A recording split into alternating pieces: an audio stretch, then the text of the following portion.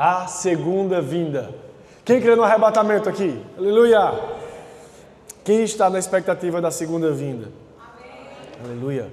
Vamos relembrar as promessas que nos foi dada no tocante a esse tema nessa noite. Amém?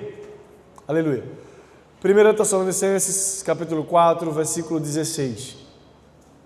Pois, dada a ordem, com a voz do arcanjo e o ressoar da trombeta de Deus, o próprio Senhor descerá dos céus. Uau! E os mortos em Cristo ressuscitarão primeiro. Depois, nós, o que estivermos vivos, seremos arrebatados com Ele nas nuvens para o encontro com o Senhor nos ares. E assim estaremos com o Senhor para sempre. Console uns aos outros com essas palavras. Para que eu e você possamos estar caminhando num caminho no qual o Senhor tem para mim e para você, você acredita que existe uma expectativa justa quando nós esperamos a segunda vinda? Faz sentido para você? Ter expectativa na segunda vinda do Cordeiro, que agora não virá mais como Cordeiro, mas como leão. Amém?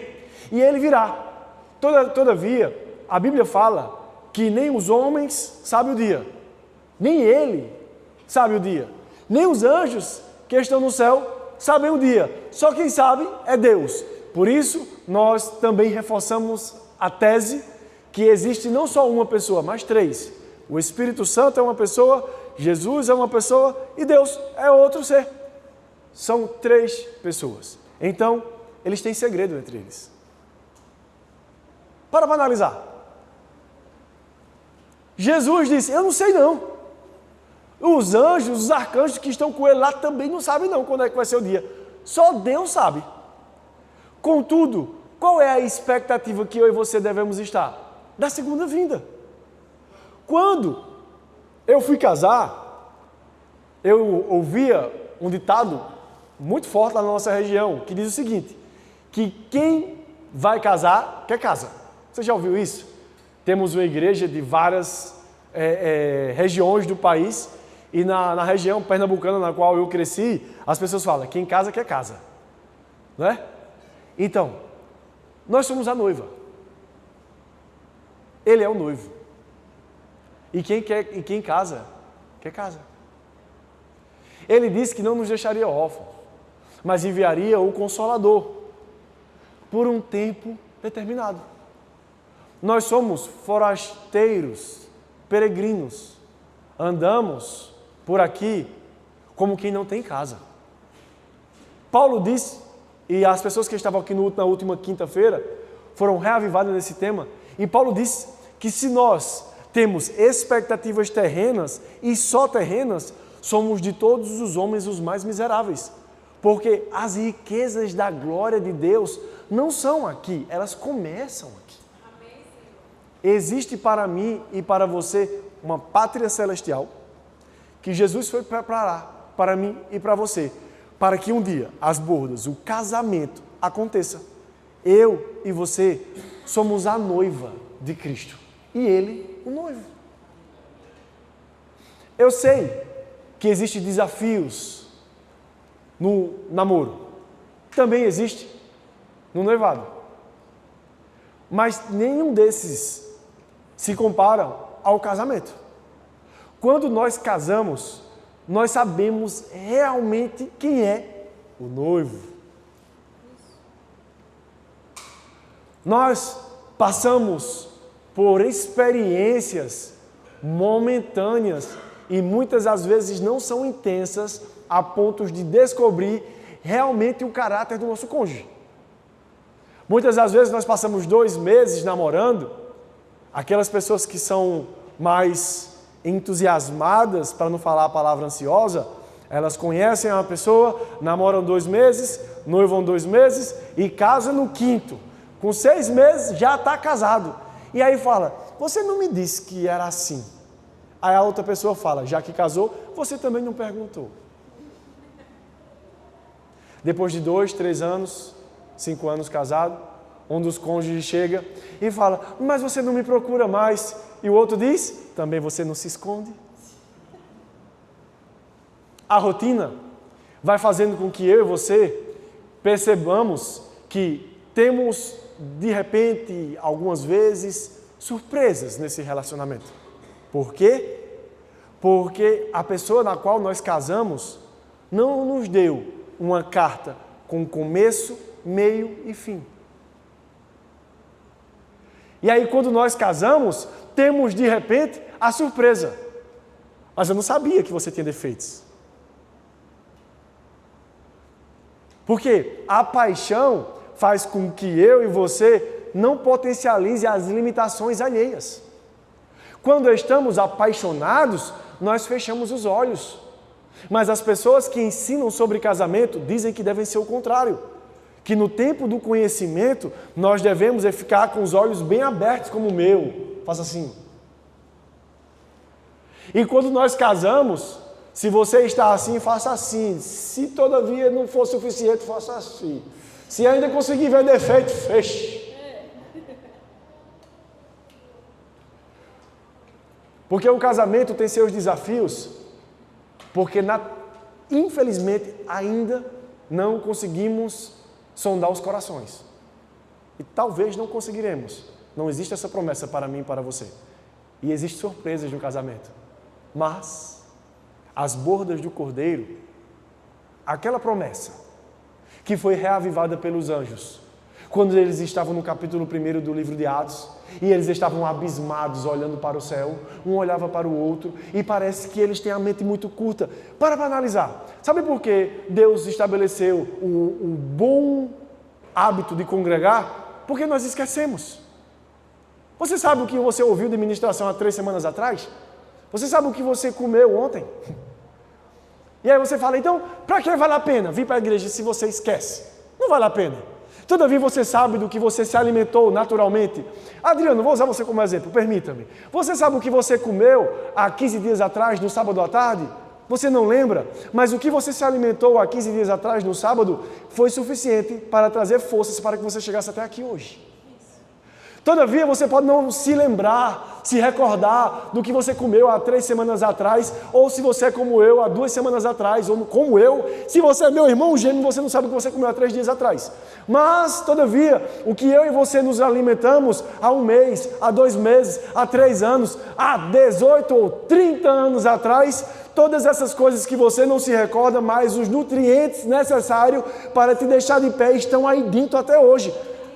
Então Deus trouxe para nós uma estratégia que atende pelo nome de congregar, para que eu e você possamos nos alimentar de alimentos espirituais.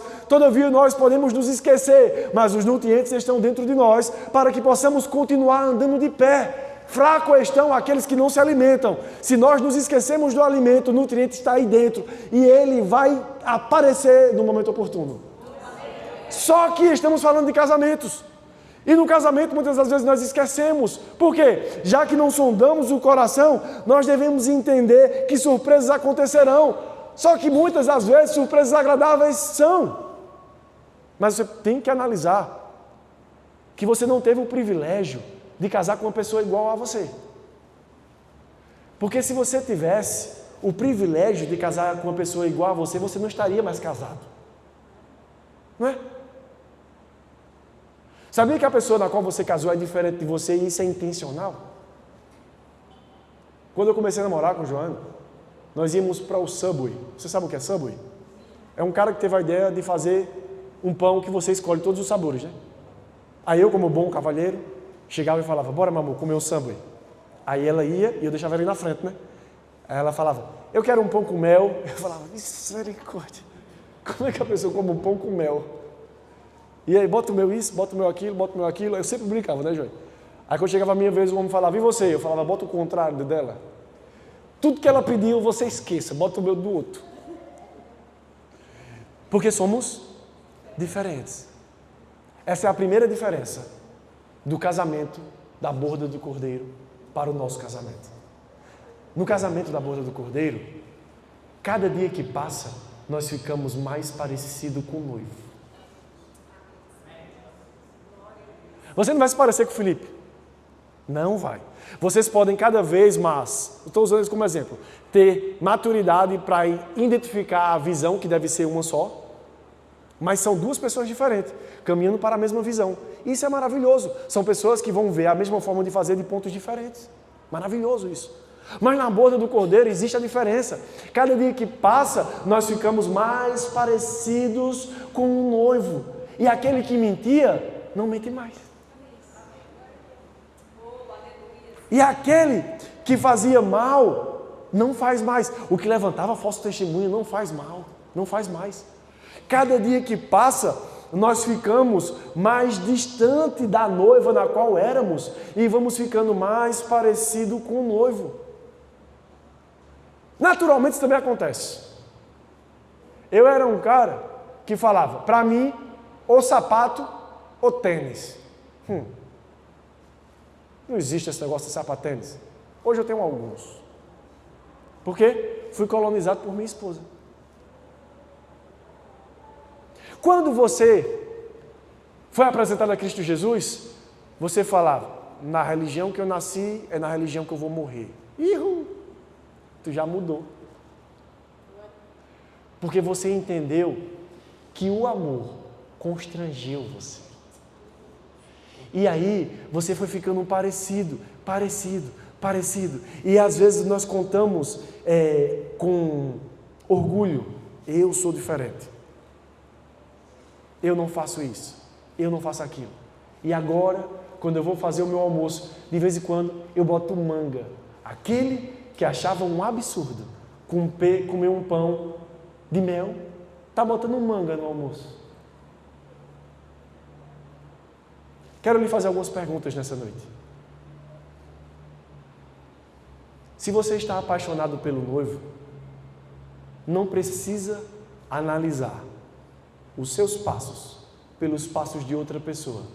Contudo, o seu relacionamento particular tem que estar sendo colonizado pelo noivo. Cada dia que passa, você tem que ficar um pouco mais parecido com ele. Ser colonizado por um amor incondicional, no qual você olha assim e fala, olhe, eu estou diferente. Porque de outra vez, eu não perdoava não. Eu arranhava era o carro dele. Eu falava uma expressão bem nordestina. Eu rogava, ela era uma praga. Era. Antigamente, ninguém me fazia de besta, não. Eu não tenho sangue de barata. Mas agora, quando alguém tenta levar uma capa, a gente entrega a outra. Quando alguém pede para a gente andar uma milha, a gente fala, uma milha é pouco, vou andar 2. Sabe por quê? Porque o noivo está nos constrangendo. E quando bateram no rosto do noivo, ele falou, bata do outro lado. E quando o beijaram no seu rosto, depois de ter ele vendido por 30 moedas, ele continuou falando, amigo, o que você fez? Porque o casamento, ele não só é para unir pessoas, mas é para torná-las parecidas. A tal ponto que chega um momento que vocês são um só. Vai ter um dia que a colonização do Espírito Santo dentro de nós vai ser tão intensa, que você vai falar, eita, eu não tenho mais minha vida por preciosa, pois eu não vivo mais eu, mas Cristo é quem vive em mim. Eu estou perdoando como Jesus perdoa. Eu estou amando como Jesus ama. Eu estou abençoando como Ele abençoa. Eu estou indo como Ele manda eu ir. Eu estou fazendo como Ele manda eu fazer. Porque agora não sou mais eu, é Ele. E as pessoas vão falar, tu está tão mudada. Depois que tu casaste, tu ficaste tão besta. O que foi que aconteceu? É porque se você analisar de uma forma bem tranquila, reflita, pessoas têm o poder de nos levar para onde elas estão. É exatamente isso. E agora eu volto para aquele povo que estava olhando para o céu, olhando um para o outro, e olharam para os anjos. E os anjos disseram: vocês já se esqueceram. Aquele que foi assunto aos céus é o mesmo que voltará para buscar quem? A noiva. A noiva. Meu irmão, a minha vida aqui e a sua vida aqui, para que ela faça sentido, é uma oportunidade que Deus dá para que eu e você possamos nos preparar para o casamento. Vestes limpas, cabelinho arrumado, a unha bem feita. Não olhe muito para as minhas, não. Uma roupinha engomada. Ei, deixa eu lhe dizer uma coisa, a gente não vai chegar no céu só os pedaços, não. A gente vai chegar como uma igreja triunfante. Mesmo. Não pense que a gente vai chegar no céu e vai dizer: ufa, Jesus, se passasse mais 5 minutos eu estava no inferno.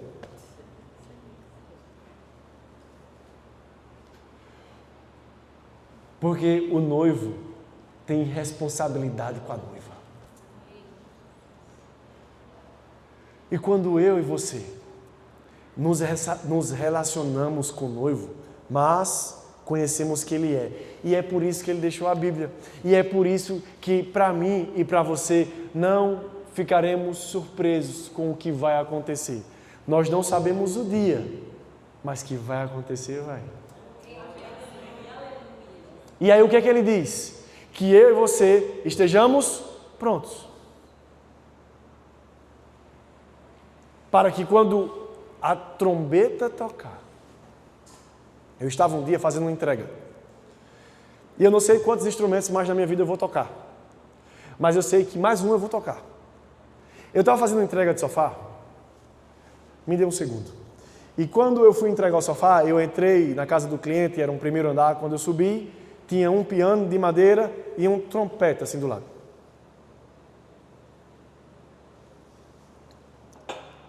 Um piano de armário, vertical. Eu falei: eu posso tocar? Eu sou muito cara de pau. Você entende o que é cara de pau?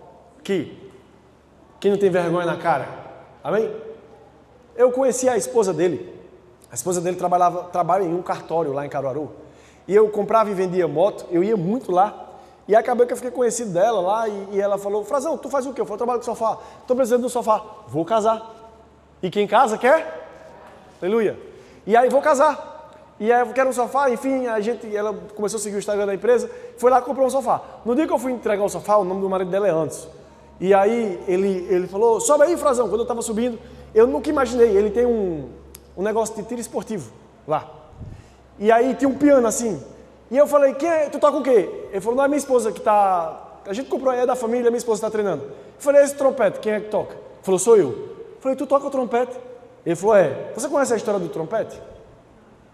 Não, foi ele que perguntou para mim. Mas você conhece a história do trompete? Pronto, eu vou lhe contar. Aí eu falei: se eu tocar, tu toca? Ele falou: não posso tocar não, que faz muito barulho. Eu falei: é verdade. Ele falou: essa é uma das dificuldades nas quais eu parei de tocar trompete. Porque ele faz muito barulho. E existe um mecanismo que eu posso comprar para colocar na frente dele assim, e desse negócio eu puxo um fio e vai para o ouvido. E ele diminui o barulho para que eu possa estudar em casa. Só que esse negócio eu ainda não comprei. Por quê? Eu vou casar. E quem vai casar, todo o dinheiro do mundo que tem, né, João? Vamos orar para o João no final do culto? Amém? João está nessa condição. Todo o dinheiro que a gente alcança, que a gente consegue, né? Tudo é para o casamento. E ele falou: eu vou casar, estou reformando a casa, estou comprando sofá. Eu falei: o sofá você acertou. Preciso desse negócio, mas eu não consigo.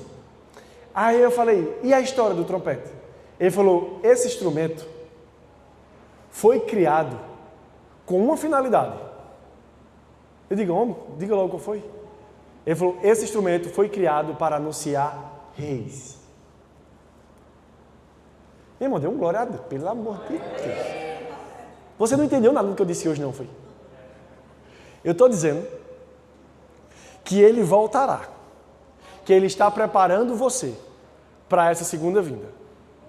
e que existe um instrumento que nós lemos no primeiro versículo dessa noite, que será usado para tocar quando ele vier, ou seja, quando a trombeta tocar, ele vai se manifestar. E agora você não é noiva de um rei, de um noivo apenas. Porque quem está anunciando aquele que vem é um trompete. E um trompete não anuncia pessoas ordinárias. Um trompete anuncia reis.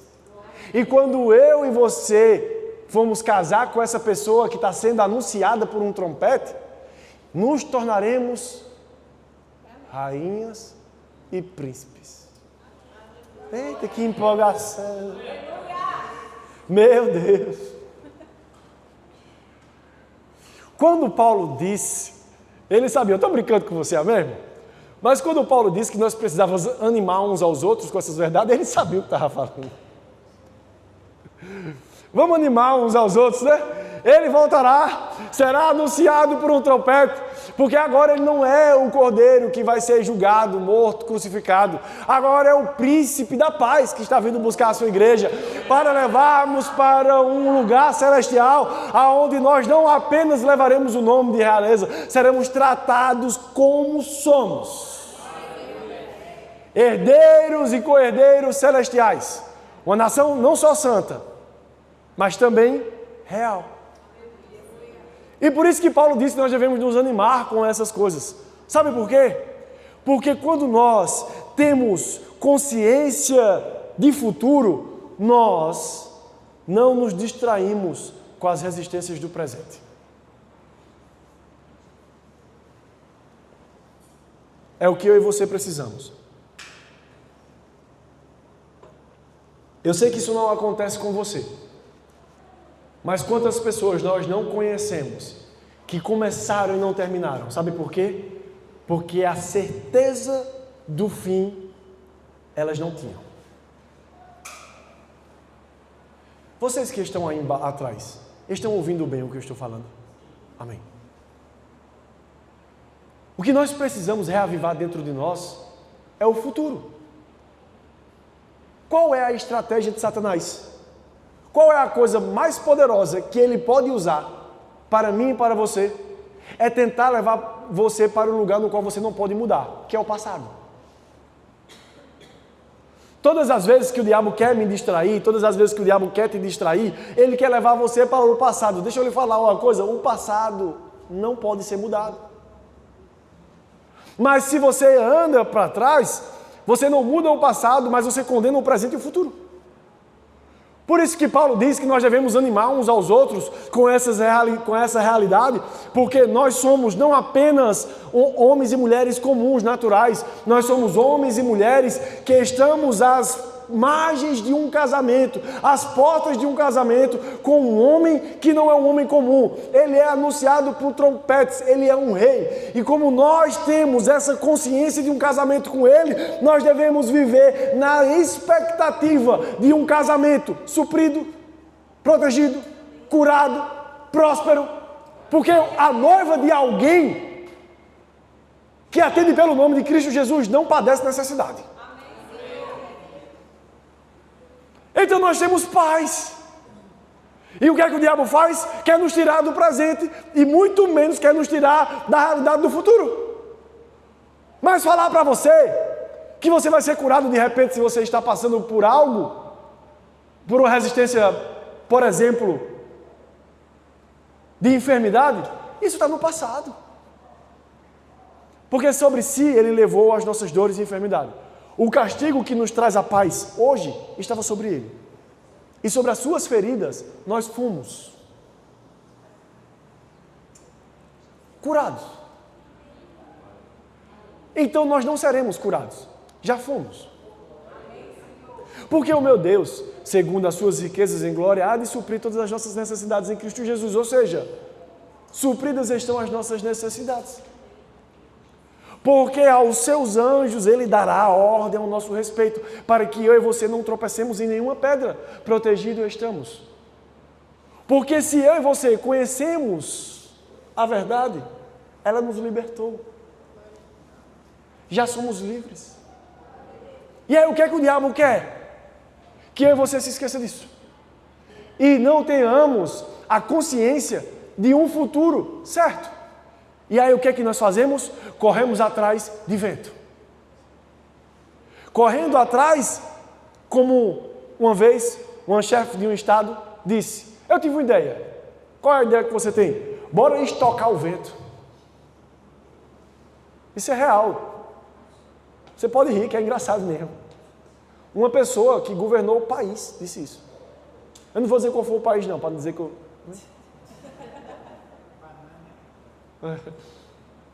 Ela disse, vamos conseguir uma bola de sopro gigante e estocar vento. Olha só. O que eu e você não podemos negociar é a sabedoria, o conhecimento de futuro. Nós não podemos correr atrás do vento, porque é uma coisa que a gente não consegue nem controlar. O que nós devemos fazer, pastor? Pelo amor de Deus, diga, eu estou aqui porque eu quero uma palavra de Deus para a minha segunda-feira. Então corra atrás das promessas. Você deu amém depressa demais. Era para você ter analisado. A Bíblia fala que é as promessas que correm atrás de você. Era para você dar a glória a Deus agora. Não somos nós que vivemos de um lado para o outro desesperado, buscando algo. Não! Nós estamos lá caminhando rumo à nossa pátria celestial e as bênçãos correm atrás de nós e nos acompanham, minha gente. Nós não estamos caminhando como quem não tem destino. Ei, nós estamos indo para um lugar e esse lugar está sendo preparado pelo noivo que nunca vai te usar, que nunca vai te decepcionar, que nunca vai esquecer de você, que nunca vai falar e não cumprir. Ei, ele é real. E o que ele diz, ele cumpre. O que ele promete, ele faz. Ele disse que iria voltar e os anjos avisaram aqueles homens, porque vocês estão abismados. Ele não disse que ia voltar. Eu não sou um anjo, mas eu sou esse pastor que ama vocês. E eu estou dizendo hoje, guiado pelo Espírito Santo de Deus, que não andem ansiosos, ele vai voltar. Meu irmão, por que vocês estão preocupados com o que comer, com o que vestir? Se vai dar certo, se não vai dar certo, se vai alcançar, se não vai alcançar. Ei, vocês estão caminhando para o lugar que Ele está direcionando vocês. E nessa caminhada, vocês estão se tornando parecidos com Ele até o casamento. Vai chegar o dia aonde você vai dizer, valeu a pena. Valeu a pena. Não vamos correr atrás de coisas perecíveis, meu irmão. Tudo que tem validade é terreno. Que o meu tesouro e o seu tesouro não estejam em lugares que traça e ladrão possa corroer ou roubar. Que a sua consciência de provisão não esteja, por exemplo, nas suas fontes de renda. Que a sua consciência de provisão esteja no Senhor.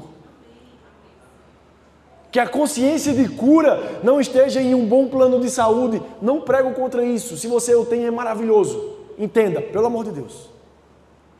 Mas que não seja Ele a sua expectativa maior. Que seja o Senhor. E você fala, pastor, como eu posso buscar ter um plano de saúde bom e esperar em Deus de uma forma justa? Você, antes de sair de casa, para ir se consultar com o médico, você fala, pai, eu creio que eu sou curado pelo nome de Jesus. E eu vou lá para comprovar isso.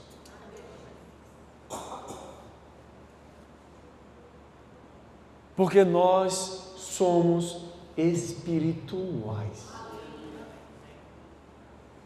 E o arrebatamento é a mensagem que não pode ser negociada. Paulo diz aos Tessalonicenses, eu vou falar para vocês hoje, como eu já venho falado. É uma doutrina básica na igreja. Nós precisamos ter os textos da segunda vinda na ponta da nossa língua. Para que quando o diabo ou as resistências se levantarem, a gente sabe, oxe, eu sei para onde eu estou indo, rapaz, eu vou é para o céu, porque o meu noivo disse e ele vai vir me buscar. Ei, você não vai ficar esperando na porta da igreja, não. Ele vai vir. Ele virá. Abra a sua Bíblia. Abra a sua Bíblia em Marcos, capítulo 13, versículo 26 e 27.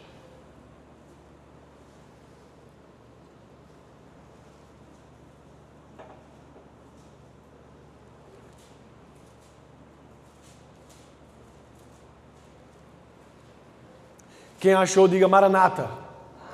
Quem não achou, diga Maranata também. Bora esperar, aleluia. Meu Jesus, 8:3. Ah, Jesus. Então verão o Filho do Homem vindo nas nuvens, com grande poder e glória. E ele enviará os seus anjos e reunirá os seus eleitos dos quatro ventos, dos confins da terra, dos confins da terra até os confins do céu. O que é que ele vai fazer? Reunir, juntar. E agora eu parto para uma coisa interessante. No caminho da segunda vinda, você tem, por uma sugestão do Espírito, andar em amor com a pessoa que está do seu lado. Sabe por quê? Porque um dia vocês vão passar a eternidade junto. Você vai ter que gostar. E pastor, é melhor gostar do que ter resistência. Que bênção, ó. Ah, mas eu não gosto do jeito que ela fala, eu não gosto do jeito que ele fala devagar demais, ou ele fala rápido demais, ele fala baixo demais, ele fala alto demais, ele é muito alto, ele é muito baixo, ele é muito gordo, ele é muito fraco, ele gosta muito de usar preto, ele usa muito branco. Deixa eu lhe dizer uma coisa, você vai passar o resto da vida com ele. Vai ter que gostar. Porque vai chegar um dia que o Filho do Homem vai juntar a gente tudo no canto. E como o pastor Cláudio Duarte fala, uma coisa interessante. Vamos ter algumas surpresas na porta do céu. Chegaremos no céu, a primeira surpresa fala, ufa, eu vim. Estou brincando. Graças a Deus deu certo. Qual é a outra surpresa? Tu veio. Qual é a outra? Quem já assistiu isso? Cadê fulano que não chegou ainda? Contudo, na caminhada do céu, nós não temos apenas responsabilidade de irmos. Como igreja, noiva, nós temos também responsabilidade de levar outros. E para levar outros, nós precisamos ser... Quem diz uma palavra aí? Quem foi falou, fale mais alto para eu ouvir. Isso, glória a Deus, também. Amáveis.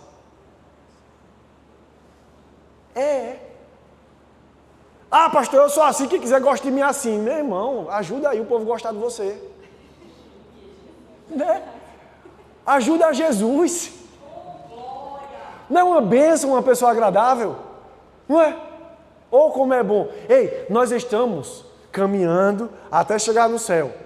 E quando a gente chegar no céu, vai ser a eternidade lá. Meu irmão, eu tenho que ser agradável.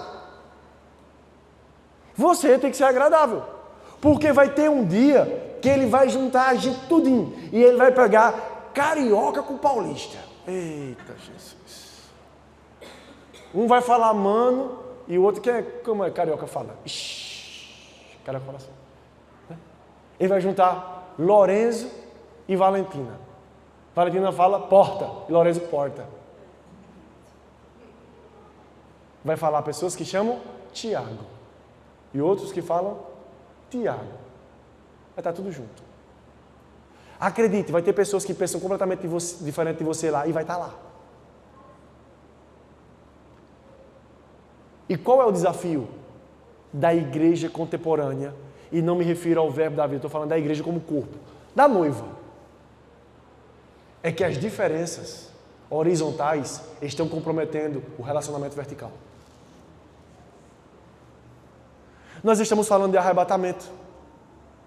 Mas as noivas estão brigando entre si, por isso que o noivo não voltou. Meu irmão, não só devemos, olhe que tudo que você falar aqui será usado contra você, amém? Quando eu falei que nós, se um dia alguém roubar uma capa, a gente vai fazer o quê? Entregar. E vocês, não.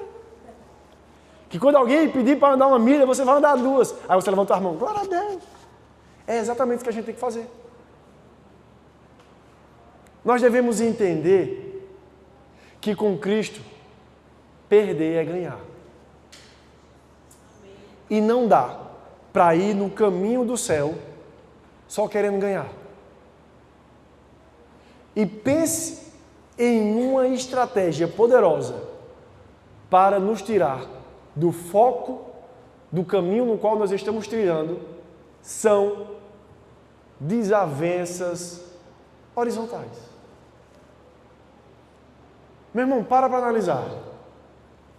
Eu vou usar agora um dado que o pastor Luciano Subirá disse, que para cada crente dentro de igreja, existe um fora. Eu conheço muitas pessoas que saíram das igrejas, nas quais eu conheço aí. Você também.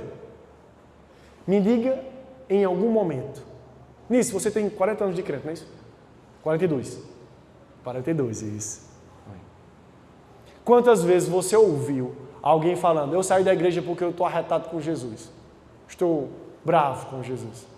Eu não gosto do Espírito Santo mais não. Deus, estou nem aí para ele. As pessoas saem porque elas não gostam do irmão que toca bateria. Toca alto demais. Não é o nosso caso, amém? Felipe é uma benção. Cadê? Ele ouviu? Ele ouviu, né?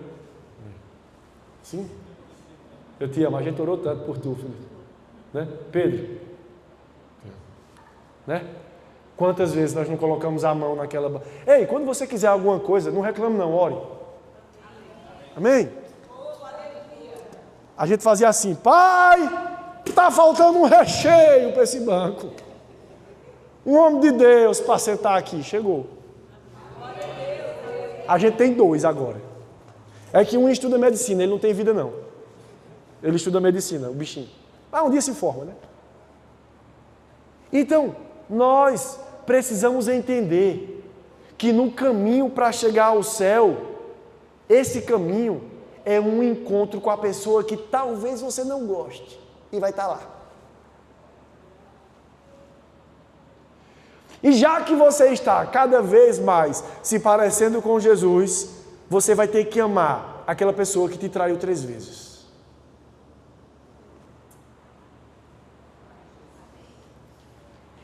Isso, obrigado.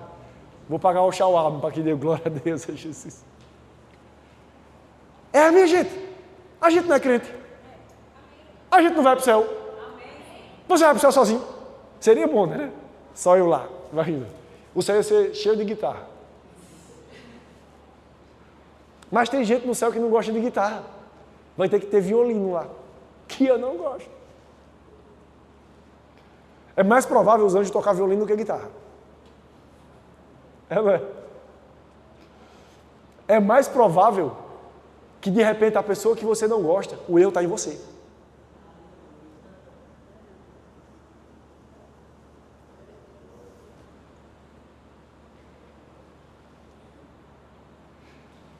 Cristo Jesus disse que se você quiser ter sua vida por preciosa, você não é digno do reino de Deus. Se você quiser ganhar a sua vida, você vai ter que perdê-la. O arrebatamento está acontecendo, está já. E ele vai vir buscar o quê? Uma igreja unida. Ele vai pegar uma igreja unida. Problemas de relacionamentos vão existir. Mas sabe qual é o problema da igreja contemporânea?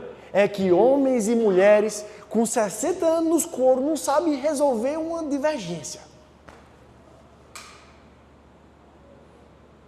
Nós estamos continuando falando de arrebatamento. É porque Marcos disse que vai ter um dia que ele vai juntar todo mundo. E para você não levar uma faca, para eu não levar a palavra que foi dita no meu coração, para quando eu chegar lá falar, bichinho quente, Jesus juntou a gente aqui para dar a justiça. É melhor você lançar perdão agora.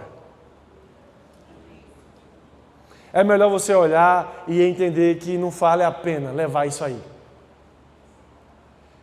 É melhor você entender que o que Cristo tem é a unidade. E quem separa não prospera. Que quem divide... Ô Adriano, o que foi que você disse quando a gente foi almoçar? Eu falei, bora dividir. Você disse o quê? No almoço lá domingo passado. Eu falei, não, você falou, você pegou a comanda para pagar.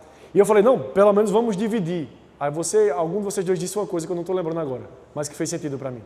Dividir não, multiplicar sempre, não foi? Isso. Porque quem divide, meu irmão? Hã? Se a gente pode multiplicar.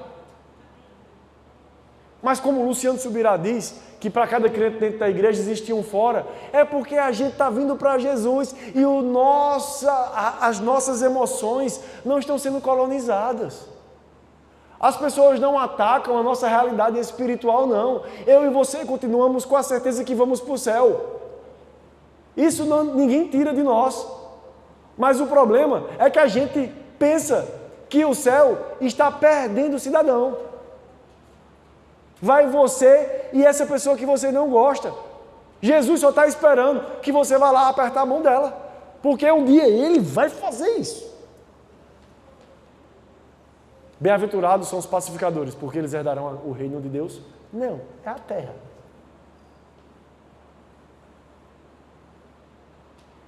A gente tem que entender que nesse processo, as pessoas que falham com a gente, elas só estão em um momento diferente do nosso, porque em um momento fomos nós que falhamos com outras pessoas.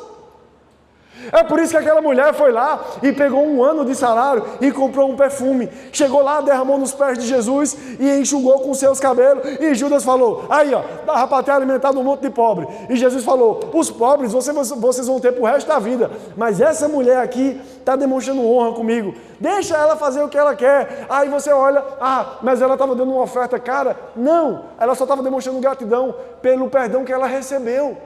Meu irmão, sabe como a gente demonstra gratidão pelo perdão que a gente recebeu? Quando a gente perdoa também. Perdoar. Porque Deus vai juntar você com aquela pessoa que você não gosta. E é a ideia dele. E aí você fala, pastor, por que Deus vai fazer isso? Porque Deus gosta dos dois. Deus gosta de você e da pessoa que pensa diferente de você. E aí, pastor, como é que a gente faz? A gente vai ter que amadurecer. Quem aqui briga por um pirulito na rua? Mas um dia a gente brigou. Estou mentindo? Quem aqui hoje vai jogar um futebol domingo de manhã e briga? Se você faz isso, pelo amor de Deus, meu irmão, vem aqui que eu vou lhe batizar. Mas um dia a gente fez. Quem aqui baixa o vidro do carro e chama palavrão quando é fechado no trânsito? Mas de repente um dia a gente fez.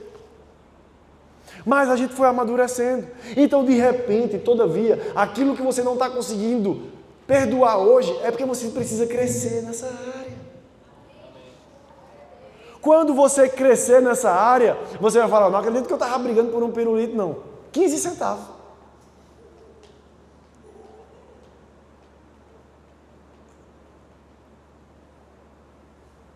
Quem aqui já teve uma resistência grande? Eu já tive um dia. E essa resistência passou faz muito tempo. E eu olho para trás e eu falo, era por isso que eu estava perdendo a paz. Por quê? Porque você passou. Você cresceu, eu cresci, e agora a gente vê que não faz sentido. Meu irmão, deixa eu dizer uma coisa. Se você guarda ressentimento, se eu guardo ressentimento, nós não estamos no caminho da salvação. Nós estamos no caminho da perdição. Porque no caminho da salvação, vai ser mais ou menos o seguinte. Certo dia, no caminho de Emaús, 2 homens com o coração aflito, eles conversavam. Sabe o que eles conversavam, Mauro? Você viu o que aconteceu? O outro disse, eu vi. Como pode matar o Filho de Deus? E agora o que será de nós sem ele aqui? De repente, no caminho deles, um viajante se aproximou. E esse viajante chegou assim para eles e disse: por que vocês estão tristes? O que vocês vão conversando? E aí a pergunta ficou como quase sem resposta. E um olhou para o outro e o mais ousado respondeu: você é peregrino nessas terras aqui? Você não está sabendo o que aconteceu. Mataram o Rabi, o nosso professor, um grande mestre, e ele era poderoso em obras. A conversa era grande, porque no meio desse caminho, o viajante começou a pregar sobre tudo que tinha acontecido desde o tempo de Moisés. E quando esses 3 homens chegaram na casa, eles perceberam que estavam ficando tarde. E aí um deles falaram: por que você não fica aqui? O sol já se reclina, a noite vai chegar. E de repente pode ser que o seu caminho seja muito longe. Vamos, entre, venha jantar com a gente, e amanhã de manhã você volta o seu caminho. O viajante entrou. Sentaram na mesa. O homem peregrino que conhecia toda a Bíblia. Ele era singular. Contudo, agora tinha se tornado outros deles. A pluralidade tinha sido evidenciada pela colonização daquele homem que decidiu compartilhar o conhecimento que ele tinha. E agora, não só ele sabia sobre Moisés até Malaquias, sobre Gênesis até Malaquias, melhor dizendo, mas agora aqueles homens também sabiam.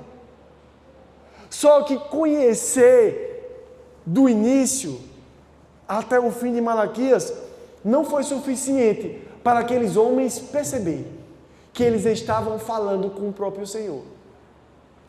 Sabe o que teve que acontecer? Foi no partir do pão. Foi quando eles olharam ele partindo o pão e aí eles reconheceram. Porque Jesus será revelado para mim e Jesus será revelado para você quando nós andarmos em comunhão. Conhecer histórias é maravilhoso. Contar elas tem todo o seu poder. Mas a única coisa que abre olhos de cego, que anuncia o ano agradável do Senhor e que leva homens para o céu, é a comunhão, não só com o Espírito Santo, que para você ser perdoado, você precisa perdoar. Fique de pé, meu irmão.